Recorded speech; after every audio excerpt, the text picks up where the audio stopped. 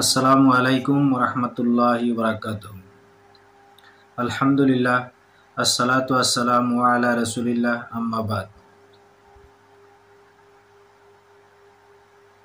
আজি মানুহক আল্লাহে কিয় সৃষ্টি কৰিছে, মানুহ সৃষ্টিৰ উদ্দেশ্য কি আৰু মানুহক কি কৰিব লাগে, এই বিষয়ে কোৰআন মাজিদৰ পৰা মই কেইটামান আয়াত আলোচনা কৰিম ইনশাআল্লাহ। তো প্ৰথমত আমি কোরআন মজিদুর 51 নং সূরা আদ-দারিয়াত 56 নং আয়াতত আল্লাহ পাকে কৈছে, আউযু বিল্লাহি মিনাশ শাইতানির রাজিম, বিসমিল্লাহির রহমানির রহিম, ওমা খালাকতুল জিন্না ওয়াল ইনসা ইল্লা লিয়াবুদুন। আল্লাহ পাকে কোরআন মজিদত আমাক কৈ আছে, ওমা খালাকতুল জিন্না ওয়াল ইনসা, আমি সৃষ্টি কৰা নাই জিনক আৰু মানুহক।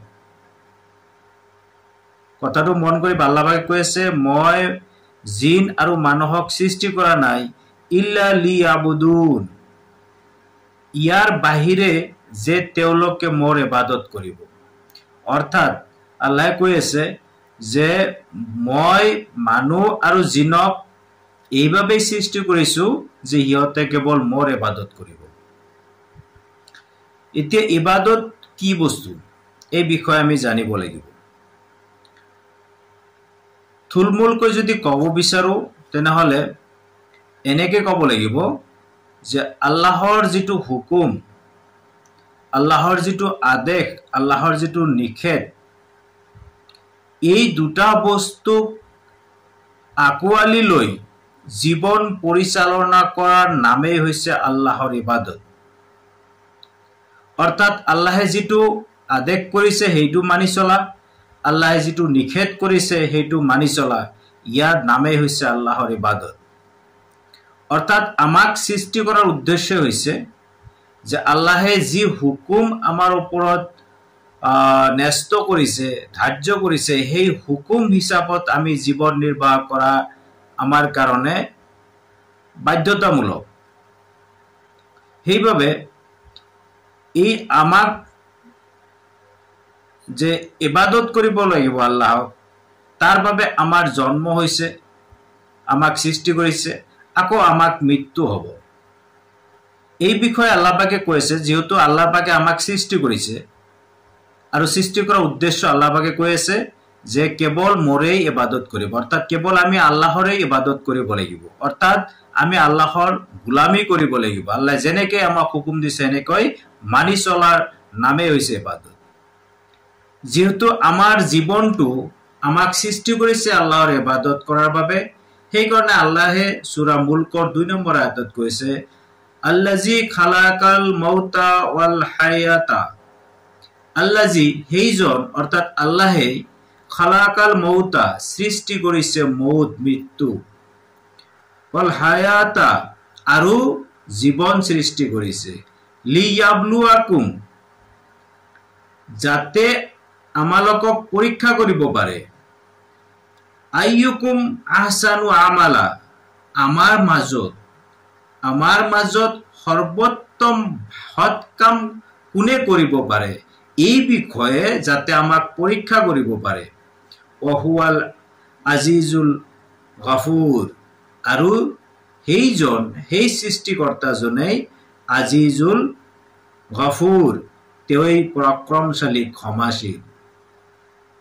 অৰ্থাৎ যিজন সৃষ্টিকৰ্তাই আমাক সৃষ্টি কৰিছে, আমাক জীৱন দিছে আৰু আমাক মৃত্যু দিছে, এইবাবেই যে আমালোকৰ মাজত কোনজন মানুহে আমলত, অৰ্থাৎ সৎকৰ্মত শ্ৰেষ্ঠ, সৎকৰ্মত ভাল, বেছি সৎকৰ্ম কৰিব পাৰিছে, সেই বস্তুটো পৰীক্ষা কৰিবলৈ আল্লাহে আমাক জীৱন আৰু মৃত্যু দান কৰিছে, আৰু তেওঁই পৰাক্ৰমশালী, তেওঁই ক্ষমাশীল। অৰ্থাৎ আজি আমি জীয়াই আছো, এইটো এটা পৰীক্ষা, আকৌ আমাৰ মৃত্যু হ'ব, সেইটো পৰীক্ষা। আৰু এই জীয়াই থকাৰ আৰু মৃত্যুৰ এই মাজৰ সময়খিনি আমি কেনেকৈ অতিবাহিত কৰিছো আমাৰ জীৱন, আমি আল্লাহৰ ইবাদত কৰিছো নে নাই, আল্লাহৰ গোলামি কৰিছো নে নাই, এই দুটা বস্তু পৰীক্ষা কৰিব আল্লাহে। তাৰ কাৰণে এই জীৱন আৰু মৃত্যু আল্লাহে আমাক দান কৰিছে। এতিয়া কোনোবাই ক'ব পাৰে যে আমি মৃত্যুৰ পৰা কোনোবা হাত সাৰি থাকিব পাৰিম জানো? কেতিয়াও নহয়।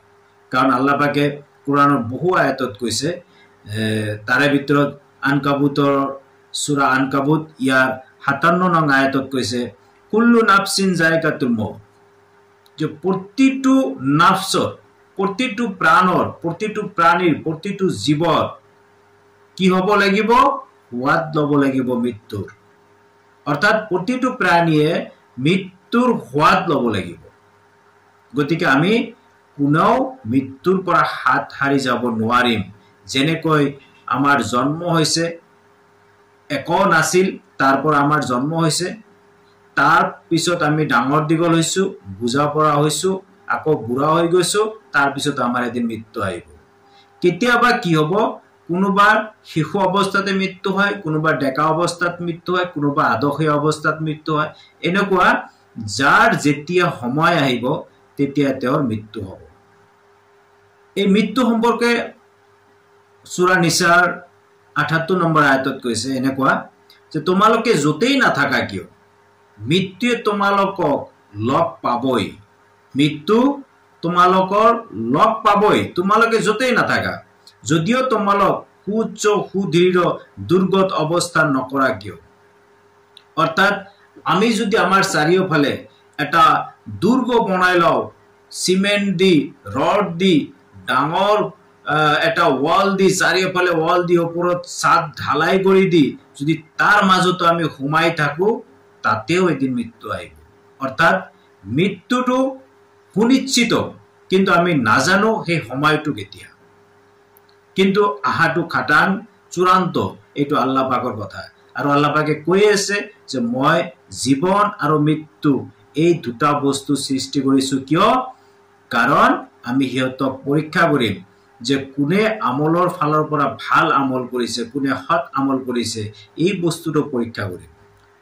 যিহেতু আমি নাজানো আমাৰ মৃত্যু কেতিয়া আহিব, সেইকাৰণে আমি সৰ্বদা সৰ্বক্ষণত আল্লাহৰ ইবাদতত থাকিব লাগিব। সেইকাৰণে আল্লাহে সূৰা হিজৰৰ ৯৯ নম্বৰ আয়াতত আল্লাহ পাকে কৈছে, ৱাবুদু ৰাব্বুকা হাত্তা ইয়াতিকাল ইয়াকিন, অবুদু ৰাব্বাকা, আৰু তুমি ইবাদত কৰা তোমাৰ ৰবৰ, হাত্তা তেতিয়ালৈকে, ইয়াতিকাল ইয়াকিন যেতিয়ালৈকে তোমাৰ ওচৰত চূড়ান্ত বিশ্বাস আহি নপৰে। ইয়াতে ইয়াকিন অৰ্থাৎ চূড়ান্ত বিশ্বাস কোনটো? মৃত্যু। কাৰণ আমি সকলোৱে জানো মৃত্যু হৈছে এনেকুৱা এটা সত্য, এনেকুৱা এটা চূড়ান্ত সত্য, চূড়ান্ত বিশ্বাস, যিটো সকলোৰে এদিন না এদিন আহিব। সেইকাৰণে আল্লাহ ইয়াকে মৃত্যুৰ ঠাইত ইয়াকিন বুলি কৈছে, যেতিয়া তোমাৰ ওচৰত মৃত্যু আহিব, তেতিয়ালৈকে, মৃত্যু নাহালৈকে তুমি তোমাৰ ৰবৰ, তোমাৰ প্ৰভুৰ ইবাদত কৰি যোৱা। এতিয়া কোনোবাই ক'ব যে আমি গোটেই দিন কৰ্মব্যস্ত থাকো, আল্লাহৰ ইবাদত কেনেকৈ কৰিম?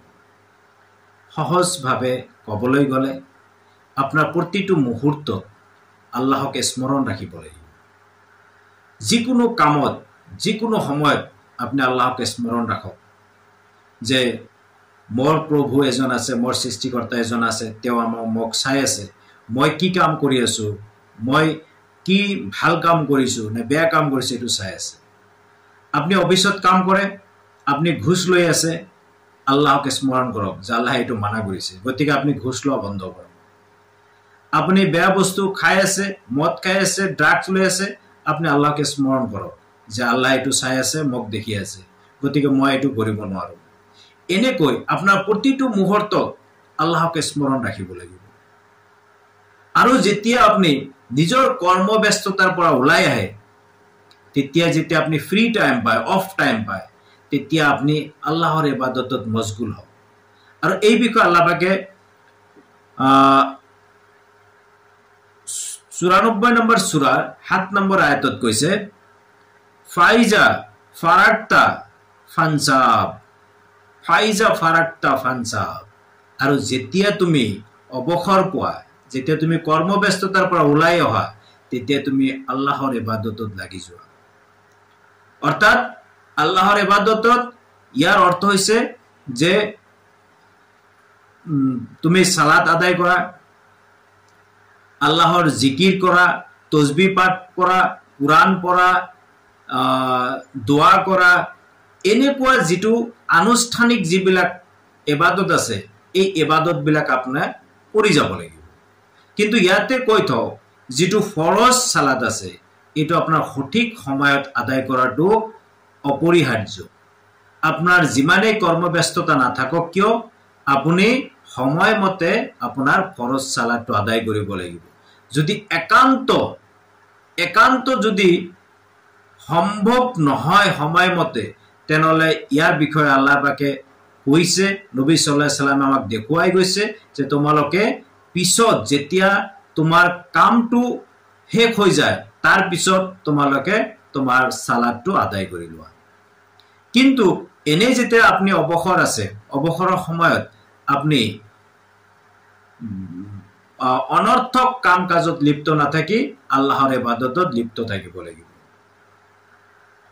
তো এই বিষয়ে আৰু এটা আয়াত আছে, এইটো সূৰা মুদাচ্ছিৰৰ 45 নম্বৰ আয়াতত আল্লাহ পাকে কৈছে। তাৰ আগত এনেকুৱা কিছু বৰ্ণনা আছে যে যিসকল মানুহ জাহান্নামত যাব, তেওঁলোকে পৃথিৱীত কি কি কৰ্ম কৰিছিল তাৰ এখন লিষ্ট আল্লাহে উল্লেখ কৰিছে। তাৰে ভিতৰত 45 নম্বৰ আয়াতত আল্লাহ পাকে কৈছে যে যিসকল মানুহ জান্নাতত নাযায়, যিসকল মানুহ অলৰেডি জাহান্নামত গৈছে, তেওঁলোকে আল্লাহক ক'ব যে আমি অনৰ্থক আলোচনাকাৰীসকলৰ লগত অনৰ্থক আলোচ কৰাত মগ্ন আছিলো।